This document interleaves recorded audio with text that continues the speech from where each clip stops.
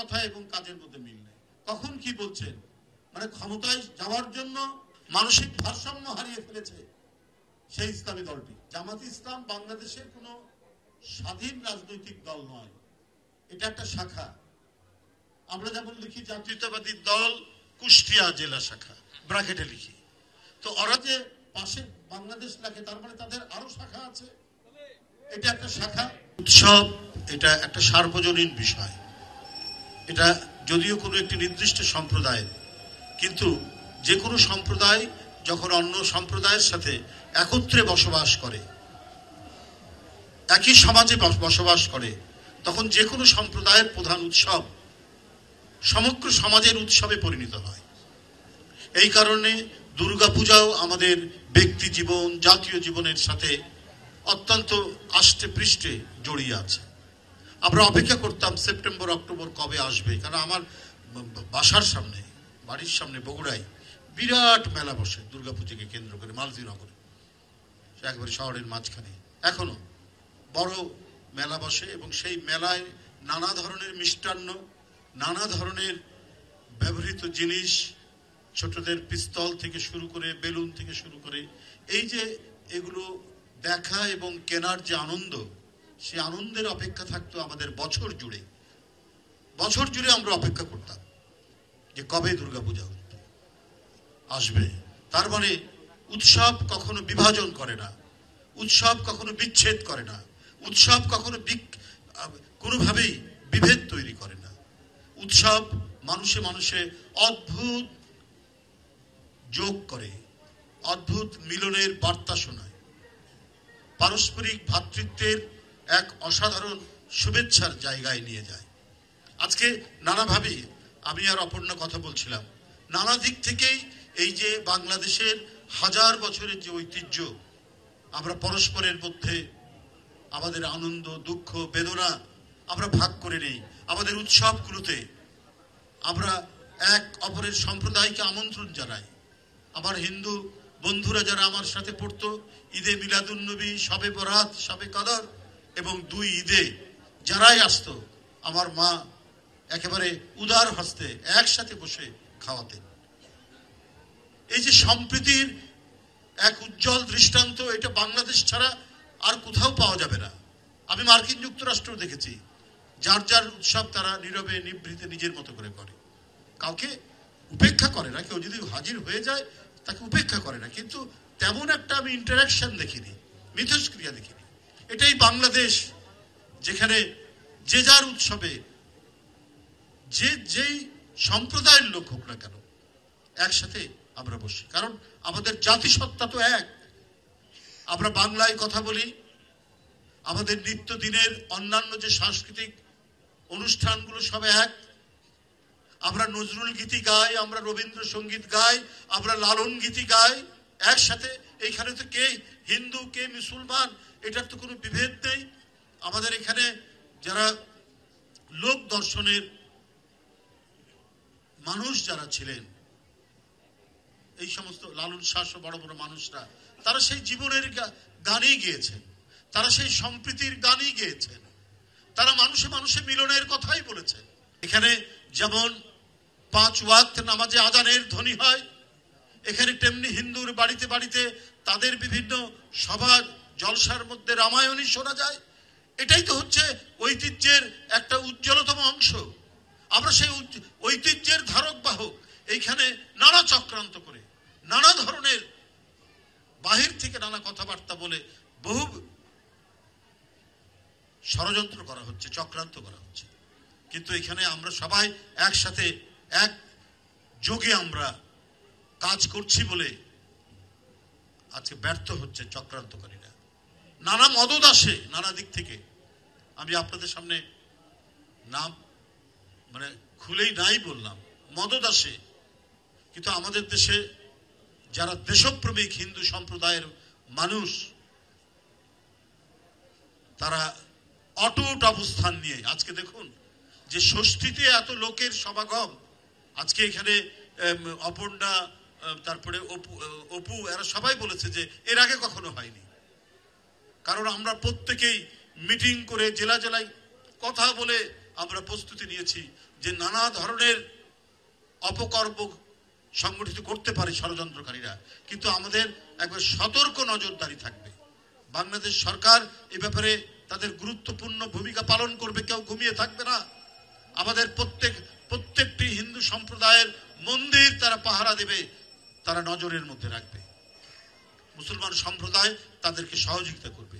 পূজা কমিটির সাথে কথা বলে যে কোনো সময় যে কোনো পদক্ষেপ নিতে হলে তারা সেখানে থাকবে। এমনকি আলেম ওলেমা, মসজিদের ইমাম মুয়াজ্জিন তারা পর্যন্ত এই ভূমিকা পালন করছেন প্রত্যেকটি জায়গায়। এই সম্প্রীতি, এই নিদর্শন কি অন্য কোথাও আছে? পার্শ্ববর্তী দেশে আছে, কিন্তু সেখান থেকে নানা ধরনের উস্কানিমূলক কথাবার্তা বলার চেষ্টা করা হয়। আজকে দেশের অভ্যন্তরে নানা ধরনের চক্রান্ত চলছে, ষড়যন্ত্র চলছে, বিভিন্ন এলাকা অস্থির করে রাখার প্রচেষ্টা চলছে। এটা কোনো বিচ্ছিন্ন ঘটনা নয়, এটা সবকিছুর মধ্যে যোগসূত্র আছে। তারা অপেক্ষা করছে এই পূজাকে নিয়ে কিছু করা যায় কিনা, কিন্তু তারা যখন দেখছে যে অদ্ভুত এক ঐক্যের মধ্যে এখানে সমস্ত সম্প্রদায় বাস করে, এখানে তো ফাটল ধরানো যাচ্ছে না, তাই তারা একটার পর একটা অন্য ইস্যু নিয়ে অন্য কোনো ধরনের বয়ান তৈরি করে সমাজের মধ্যে অস্থিতিশীলতা তৈরির প্রচেষ্টায় লিপ্ত আছে।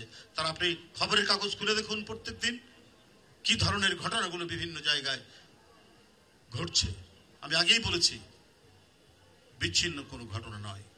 কথা বলছেন অনেকেই, অনেক মদত যে আসছে তো ঠিক, তবে আমি বলে রাখি, আমরা এখানে এই যে এখানে এক টেবিলে বসে আছে হিন্দু মুসলমান সব সম্প্রদায়, আমাদের সামনে বসে আছে সমস্ত মুসলমান এবং হিন্দু সম্প্রদায়ের সবচাইতে অসংখ্য মানুষ এই পূজা উপলক্ষে এই দীর্ঘকালের সুপ্রাচীন এই মন্দিরের তারা এসেছেন উৎসব পালন করার জন্য, দেখার জন্য। আমরা প্রত্যেকেই আমাদের 1 ইঞ্চি জমির উপর যদি কেউ সেন দৃষ্টি দেয়, আমরা তার চোখ ফুটা করে দেব। এটাই হচ্ছে আমাদের ঐক্যের অঙ্গীকার।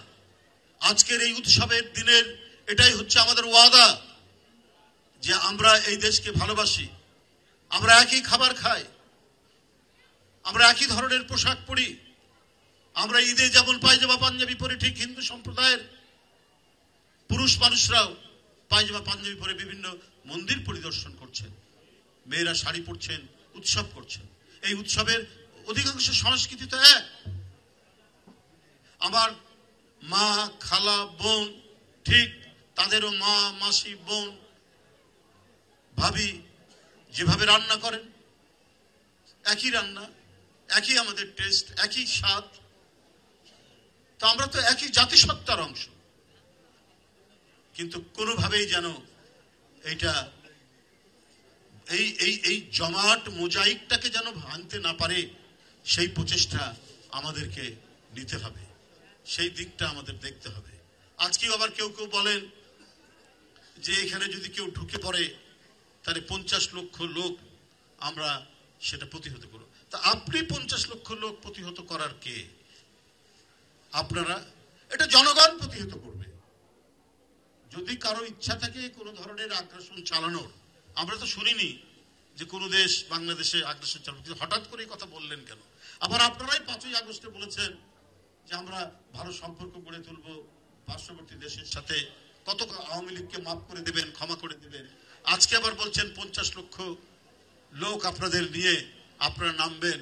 এটা ভাই আপনারা তো আমার মনে হয় যে সব সময়ের জন্য আপনাদের কথা এবং কাজের মধ্যে মিল নেই, একেবারেই কথা এবং কাজের মধ্যে মিল নেই। কখন কি বলছেন, মানে ক্ষমতায় যাওয়ার জন্য মানসিক ভারসাম্য হারিয়ে ফেলেছে সেই ইসলামী দলটি, একেবারে ভারসাম্য হারিয়ে ফেলেছে। উনারা আগে লিখতেন জামাতে ইসলামী বাংলাদেশ, আগে জামাতে ইসলাম তারপরে বাংলাদেশ। তো আমার বক্তব্য হলো, কেন এটা লিখতেন? তার মানে জামাতে ইসলাম বাংলাদেশের কোনো স্বাধীন রাজনৈতিক দল নয়, এটা একটা শাখা। আমরা যেমন লিখি জাতীয়তাবাদী দল কুষ্টিয়া জেলা শাখা, ব্র্যাকেটে লিখি। তো ওরা যে পাশে বাংলাদেশ লেখে, তার মানে তাদের আরো শাখা আছে। এটা একটা শাখা, এটা একটা শাখা। যখন 111-এর সরকার ধমক দিল, ইয়ে দিল, তখন তারা পরিবর্তন করলে তখন লিখেন বাংলাদেশ জামাত ইসলাম। এই যে রূপ পরিবর্তন, এই রূপ পরিবর্তন কিন্তু মানে মানুষ ভালো মতো নেয় না। তারপর ওনাদের লোগো, তাদের পতাকার লোগো 2016 সালে পরিবর্তন করেছেন, আবার এখন এই 2-1 দিনের মধ্যে আবার পরিবর্তন করছেন। আমাদের পতাকা শহীদ রাষ্ট্রপতি জিয়াউর রহমান দলীয় পতাকা যা করে গেছেন এখনো তাই আছে, আমাদের দলের নাম তাই আছে। কারণ আমাদের ঠিকানা, আমাদের বসবাস, আমাদের বেঁচে থাকা, আমাদের জীবন দর্শন হচ্ছে বাংলাদেশ, বাংলাদেশের মাটি, বাতাস, এর নদী, বায়ু, সবকিছু। আমরা মাঝে মাঝে কখনোই ভোল পাল্টাই না। তাই সেই দলের সাধারণ সম্পাদক মহাসচিব যে কথাটি বলেছেন জামাত ইসলামের যে 50 লক্ষ, এটা আমার কাছে কেন জানি মনে হয়েছে এক ধরনের প্রতারণাপূর্ণ কথাবার্তা।